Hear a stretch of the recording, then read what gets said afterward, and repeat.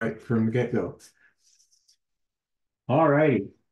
Today we're starting our study of capacitance, and I feel a little bad that we're not doing this in the classroom because usually when I do this on the first day, I have some capacitors that they look they're kind of cylindrical, but actually they're, if you consider the design of them, they're kind of parallel plate. But anyway, that doesn't matter.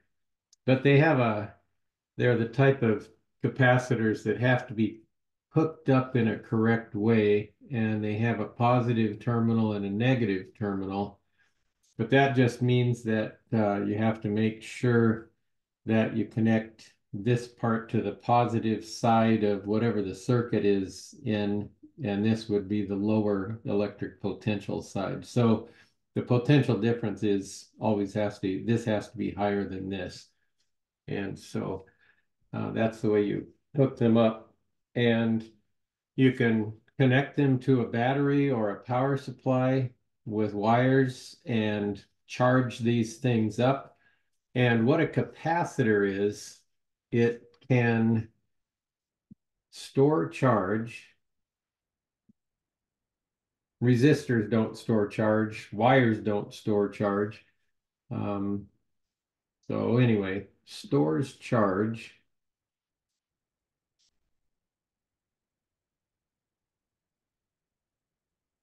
in the presence of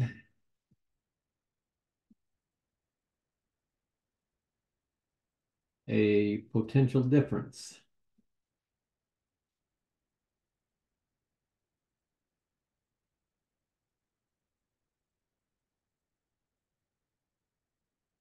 Okay, so, and actually, the capacitance of something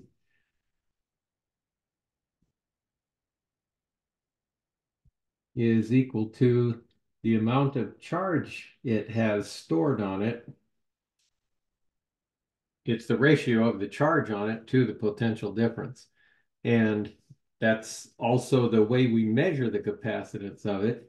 And the units are going to be coulombs per volt. And so that's the units that show up on a capacitor. And that is defined to be a farad, named after Michael Faraday. And the abbreviation for it is just a capital F. Now, it used to be that a 1 farad capacitor would be very rare. And most of the time, if you were talking about capacitors, you would usually be doing microfarads or even picofarads. This is 10 to the minus 6. This is 10 to the minus 12. But nowadays, you can buy large capacity capacitors with hundreds of farads of capacitance, and they are still being investigated as a possible way to store energy for electric vehicles. But I haven't heard a whole lot about that lately. I think they're still investigating other types of batteries for those. An advantage that capacitors could have over a chemical battery, though, is that they can be charged very quickly, much faster than a chemical battery can. But there are some other types of batteries there, and I don't know how these work, but they're called solid state batteries that might be used for electric vehicles. But anyway, that's the what's going on here. Now we're going to consider a few different geometries for capacitors, and something that some of them are realistic, some of them are not realistic, but let's see. One of the types of capacitor we'll consider is a parallel plate capacitor, and it's just two metal plates that are parallel to each other, although what they actually do is they take foil, put some kind of a material between the sheets of foil, two sheets of foil, and then have an insulator on top and an insulator on the bottom maybe, and roll it up so that it, instead of being a way spread out thing, it's something that's fairly compact and the parts can be very thin. But still, we'll look at that parallel plate idea. Um, Things that it will help to be very familiar with for looking at capacitors is one is that the potential difference in something is the negative of the integral of E dot ds, and we're going to use that in figuring out what the capacitance of two parallel plates is, and also the cylindrical and spherical capacitors. So we'll be using that. And also the three geometries that we're going to look at are planar geometry, cylindrical geometry, or planar symmetry, cylindrical symmetry, and spherical symmetry. And we'll use Gauss's law just briefly to rederive the expressions for those. And Gauss's law is E dot dA equals the charge enclosed over epsilon naught. So those are things that'll help us a little bit in our spherical understanding of what these things happen to be. But if we were in the classroom, what I would have students do is charge up some capacitors and disconnect them from the battery, and then take the wires that are attached to this thing and put them onto a light bulb. And we use little tiny light bulbs, but they'll light the light bulb for a little while. If you have a capacitor that's got a capacitance that's down, I think we had some that are 100,000 microfarads, which is actually, let's see, a million microfarads would be 1 farad. So it'd be a tenth of a farad is what it happens to be. And I think I have some that are more like 25,000 or something like that. And they won't light the light bulb very long at all. But if then I had some that were 1 farad capacitors, and we could charge up one of those and it would light the light bulb for a while. But it turns out that if you connect capacitors in parallel with each other, their capacitance adds. And so we could take a string of 6 of those 1 farad capacitors and put them all in parallel with each other and charge them up, and it would keep a light bulb lit for quite a long time. A little dinky light bulb, it's nothing particularly impressive, but it's just a way of seeing how the things store energy in them. And they, as the charge comes off of the capacitor, the light bulb will eventually get dimmer and just not be lit up anymore. But that's something that we could do. Unfortunately, we're not in the classroom, but maybe just for the heck of it, next Tuesday, we might monkey around with that a little bit in class. Okay. The electric symbol for a capacitor, there are a couple of them, but one of them is just something like this. So that would be put in a circuit. Remember, the resistor was kind of a zigzaggy line, and I never remember how many zigs and zags it's supposed to have, but that's the symbol for a resistor. This is the symbol, one of the symbols for a capacitor. Sometimes you see one straight line and one curved line for a capacitor. And so that would be an alternative notation. Let's see, another one that might show up is this one with an arrow across it, and that would be for an adjustable capacitor. I'm trying to think, used to be on car radios before they were, well, I don't know, there would be on older radios anyway, the way you would tune the radio to different stations would be to turn a dial. And when you were turning that dial, you were changing the value of an adjustable capacitor. And that capacitor was part of a resonance circuit that you would make so that it resonated, it would resonate at the frequency of whatever station you were trying to tune in. But that's not the way the new car radios work. And Man, I haven't seen a radio that used that thing, well, in decades, I guess. Probably the last time I did was when I first moved to Moses Lake in 1993. I had a 1974 Plymouth Valiant for a car. I paid all of $350 for it, and it was worth every penny of it probably, but not anymore, or not more than that. But anyway, I haven't seen one of those in a while. However, let's just for the heck of it, calculate the capacitance of a parallel plate capacitor. And I'm going to need to use Gauss's law on a plane.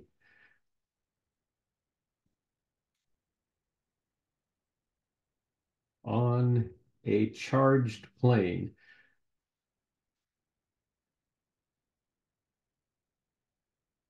Okay, so just imagine that we have some great big giant plane that has a surface charge density sigma.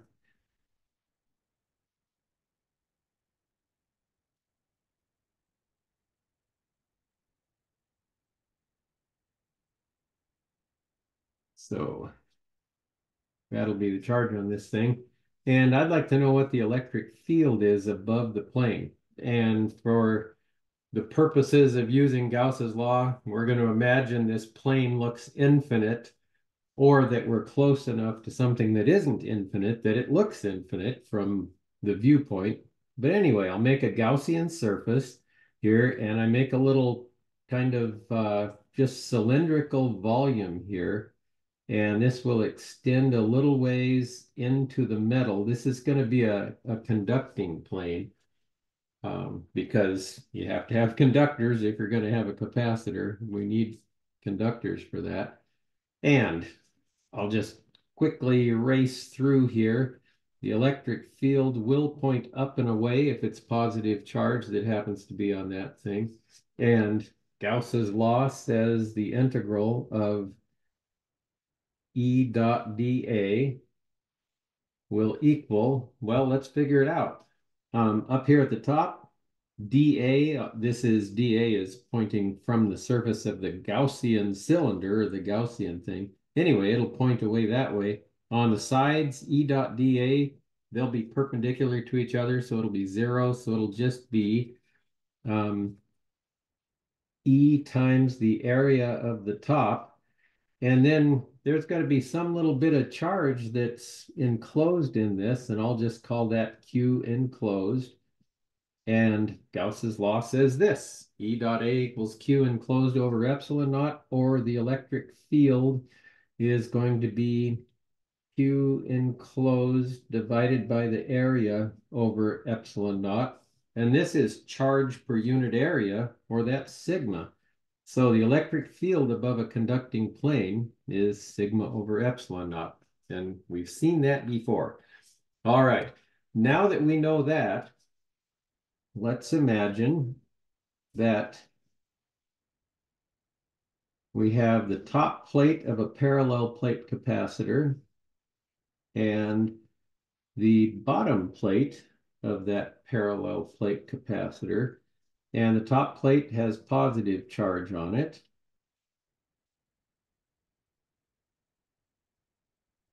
And the bottom plate has negative charge on it. And our electric field in here is actually going to equal sigma over epsilon naught. We could either calculate it relative to the top plate or relative to the bottom plate. But at any rate, that's what our electric field strength will be. Now, the total charge on the top, Q, will equal that area of the top times sigma. And down here, we'll have Q minus, this will be Q plus, Q minus will equal the same area, but with a minus sign times multiplying by sigma, or if you put that in there, but we're not going to worry about that. We would consider the total charge on the capacitor to be the absolute value of Q plus or Q minus. And so we'll have that. Now, let's calculate the potential difference as we go across here. And the electric field is going to be pointing down in this region. So that's what we'd have, and it'll be constant. Um, if you have an infinite plane, or if you're close enough to a tiny plane, there's no weakening of this thing as you move farther away from the charged plane. It just stays constant. And these plates would be close enough together, so there will be some weird little fringing effects out here, but in general, you'll just have a uniform electric field in there. Okay, so the electric field points down. If you go up in this direction, you'd be going up in potential difference because you're going against the electric field, and delta V would equal minus the integral of E dot dl. Okay. E is going to be pointing down, dl is up, and so E dot dl itself is negative. It's the magnitude of E times dl. And so I'll have two minus signs, although I can put that. I'll have a negative, and then inside the integral, I'll have minus E dl. And E is constant, minus and minus makes plus, so this becomes E times the integral of dl, which is just going to be the distance between these things. And that's going to be, we'll just let that be d, a lowercase d. So the potential difference in this case is just going to be E times d.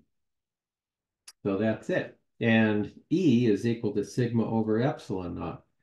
Well, how does this relate to capacitance? Because I can grab a sheet. It's blank on one side. Um, the capacitance is the total charge on this thing. So Q divided by delta V. Well, I've got an expression for delta V. It's equal to E times D. And E is equal to sigma over epsilon naught. So it'll be Q divided by ED, which is Q divided by sigma over epsilon naught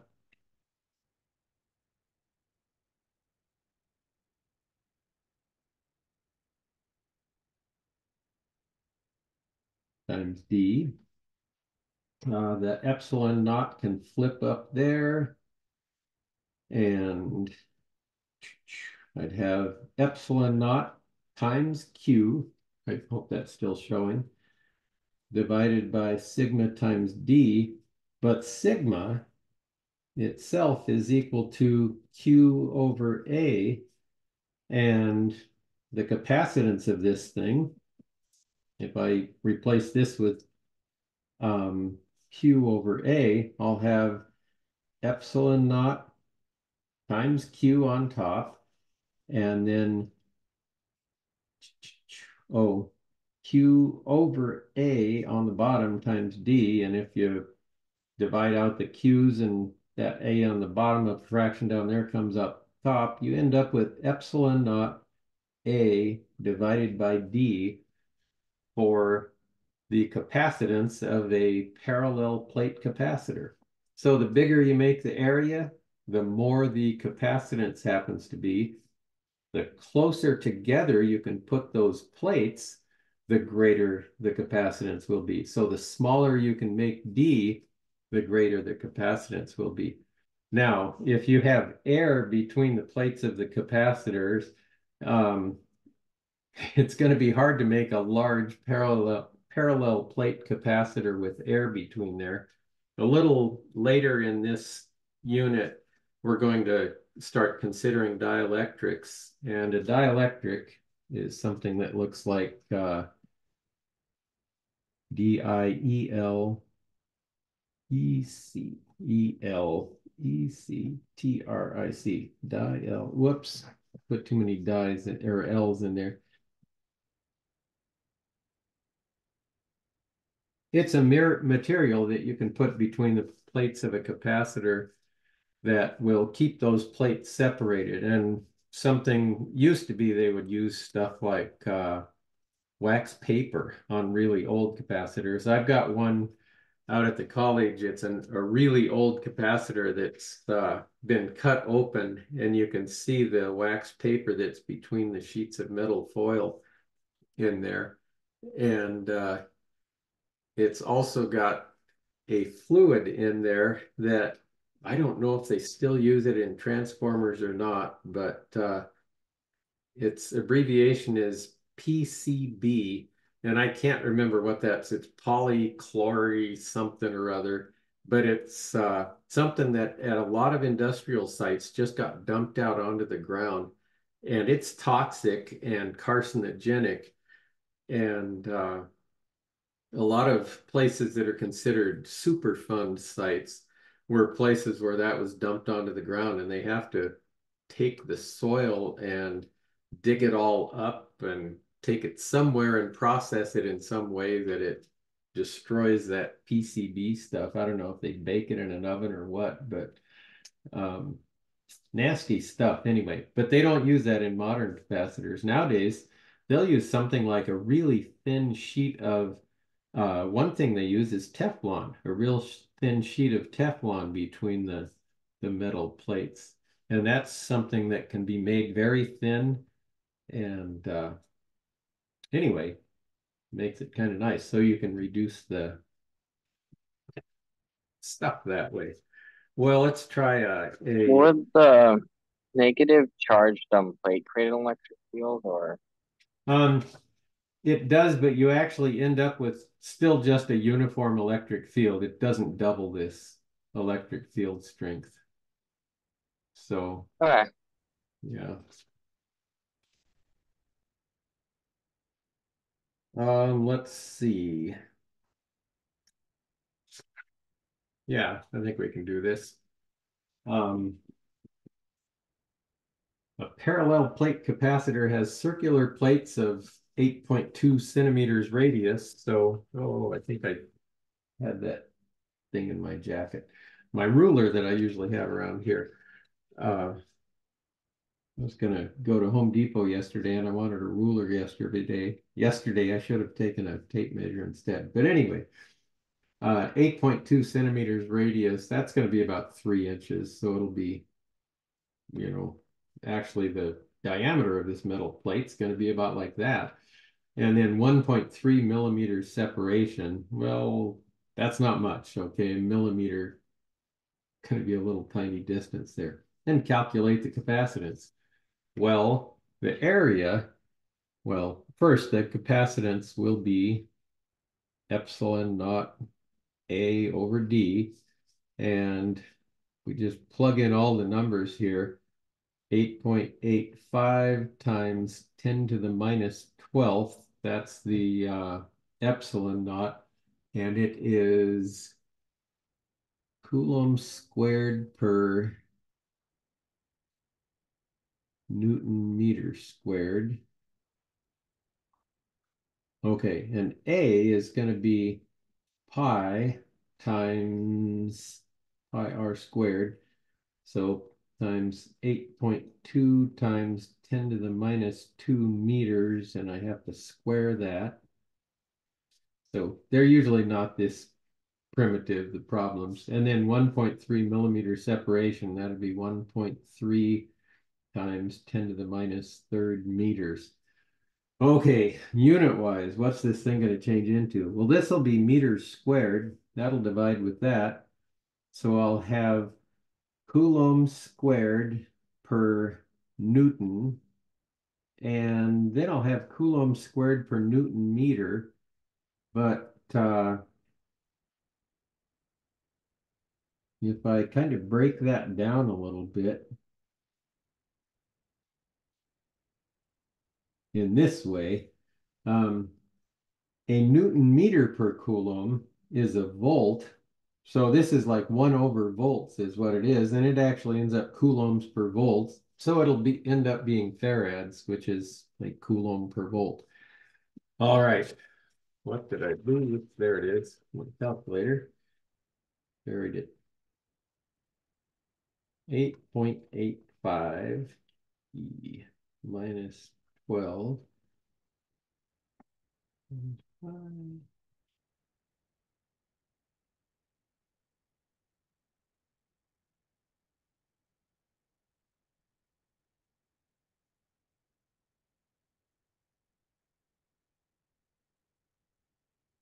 Okay, I get not much. 1.44 times 10 to the minus 10th.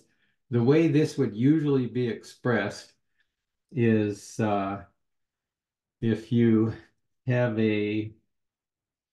let's see, a 144, you imagine this thing times 10 to the minus 2, that's the same as 1.44.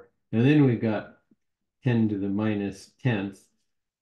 Oh, and this is farads.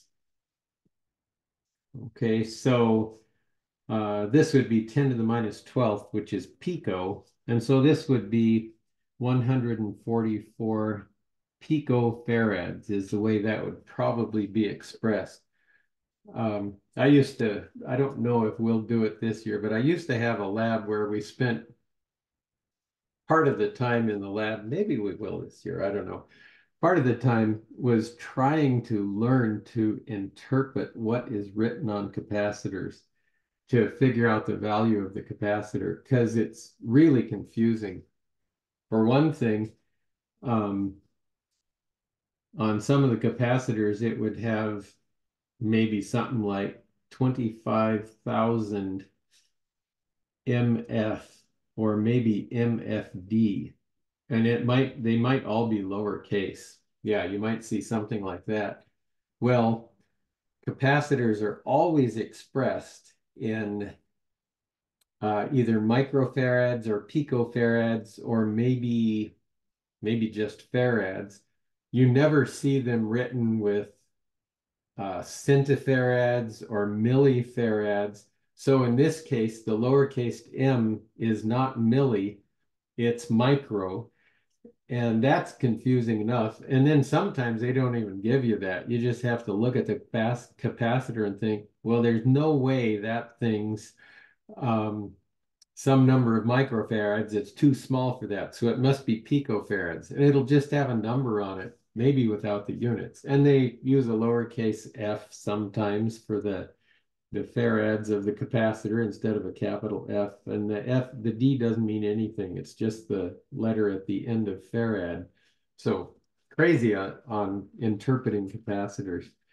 And I had a book called The Art of Electronics that had a nice little chapter on that. It was kind of sarcastic about that too. Okay, anyway, what charge will appear on the plates if a potential difference of 120 volts is applied?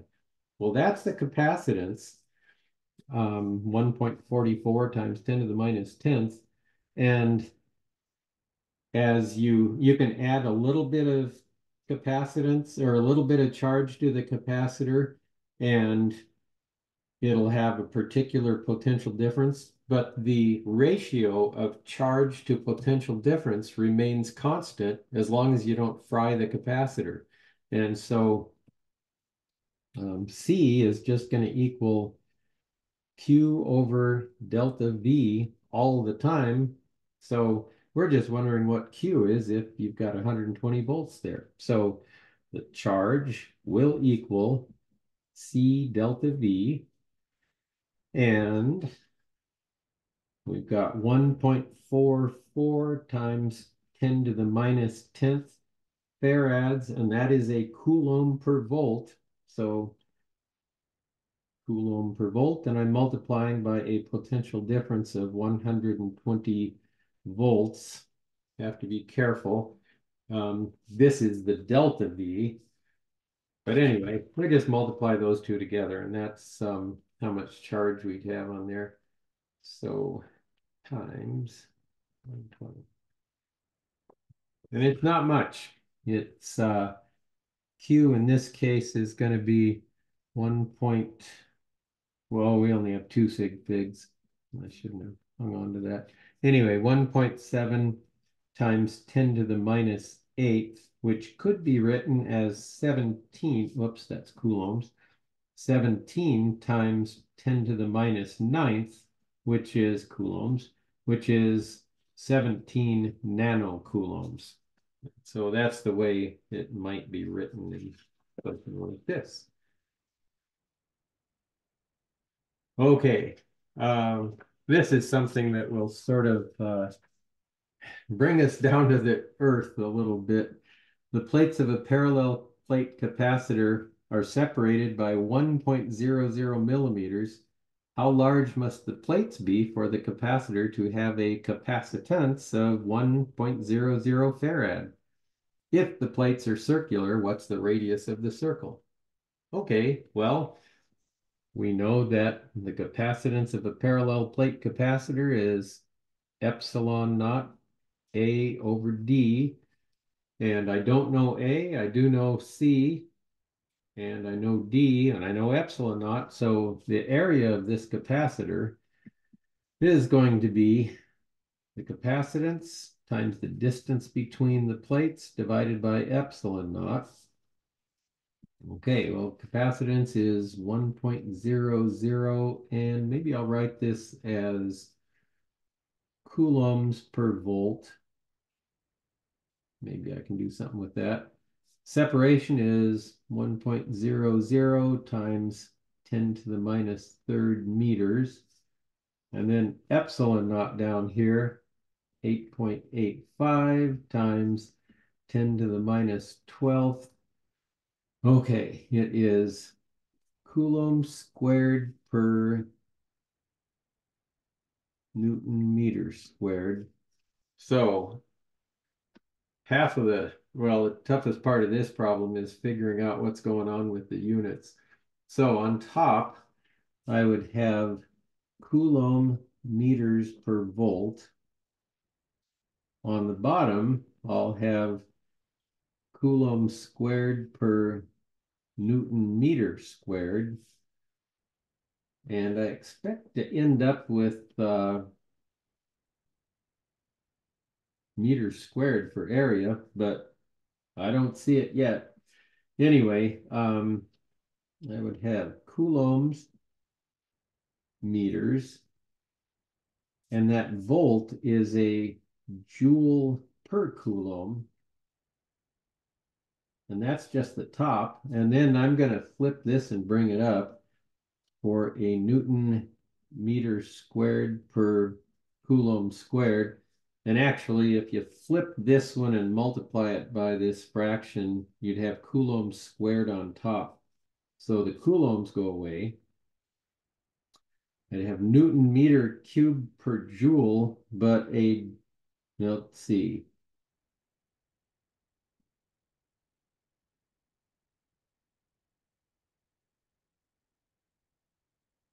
But if I take, let's see, a Newton meter is a joule.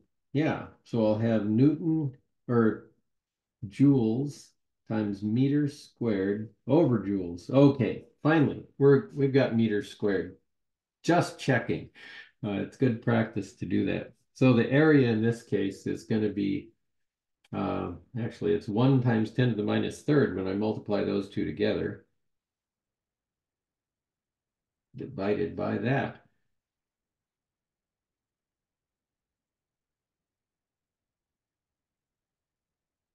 Whoops.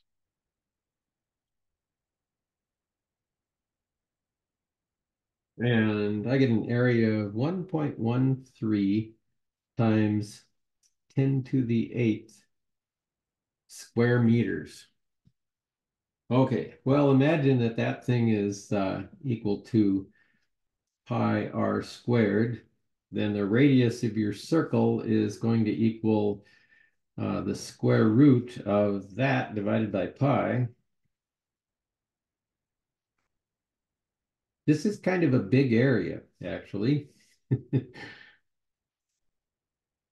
So I'll do the square root of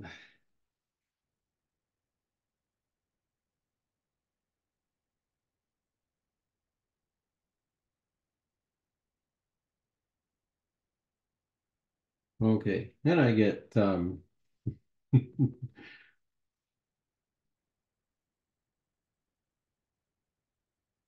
that's 6.00 kilometers. And if I divide that by 1.6,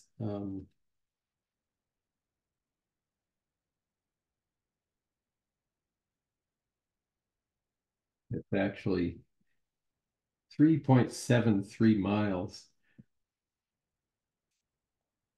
So that's a big capacitor. It's probably not practical to do that. And in reality, in capacitors, they don't have them separated by 1.00 millimeters.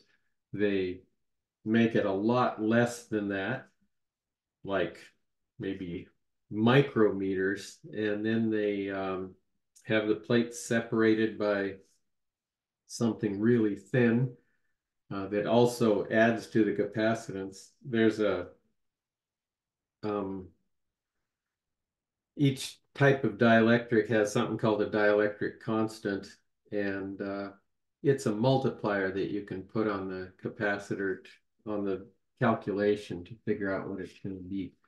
And the way that you make them bigger is to have sheets of foil that get rolled up and they're really compact, done by a machine. Well, actually, well, let's just talk about capacitors in series and parallel, I guess, or at least parallel. If you have capacitors that are connected in parallel, so might have something like this.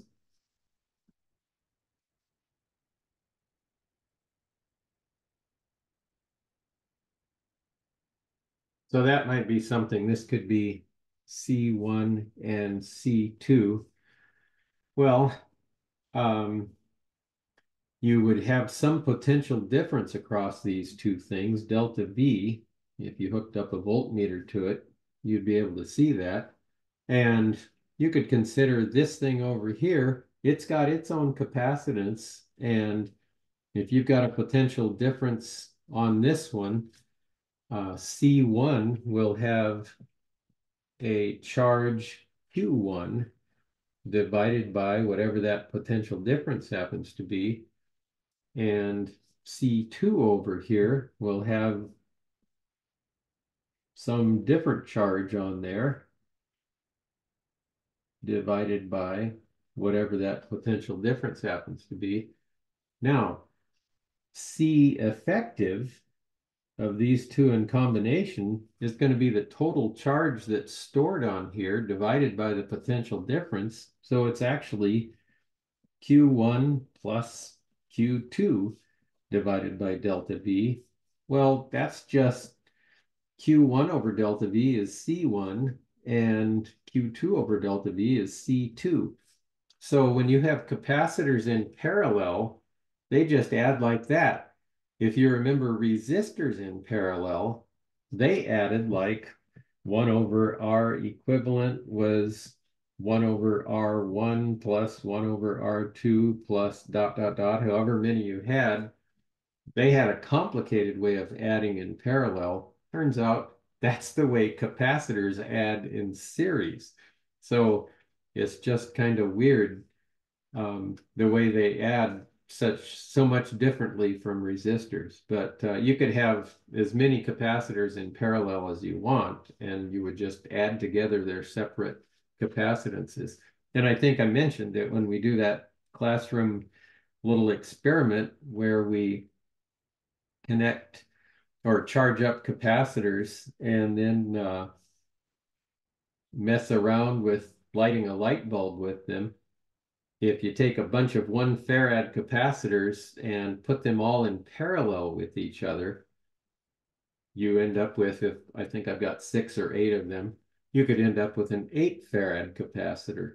And before I retired, And unfortunately, I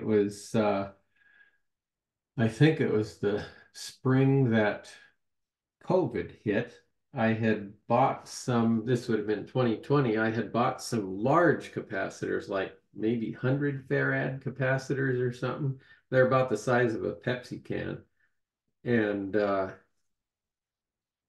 never got to do the classroom demonstration with those things because well, just hadn't taught live since then. So maybe I'll see if I have no idea where the new physics instructor put those, but or the one who replaced me. But it would be kind of fun to mess around with those things. Um, I think I'm gonna stop early today because that was kind of what I usually do. Usually the first day of this, we're doing a lot of experimenting, but start reading the chapter on capacitance and learning some of the things about that. So we can end there today. And we have the usual three are here. So does anyone have any questions? Or how is that homework looking? Did the session last night help on that?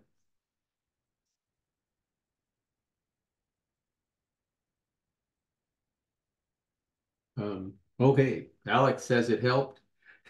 James and Juan, do you agree? Yes, okay. All right. Well, good.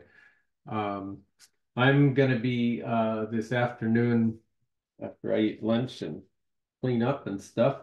I'm gonna be heading to Seattle, but I think I made that due tomorrow night at midnight. But tomorrow I'm gonna be working on things, probably grading your first homework in public library over on the west side, and I'll be online, so if you happen to have any questions, I could answer them. So can, I'll be paying attention to that anyway. Okay, well, I think I should have stopped the recording before I started talking to you, but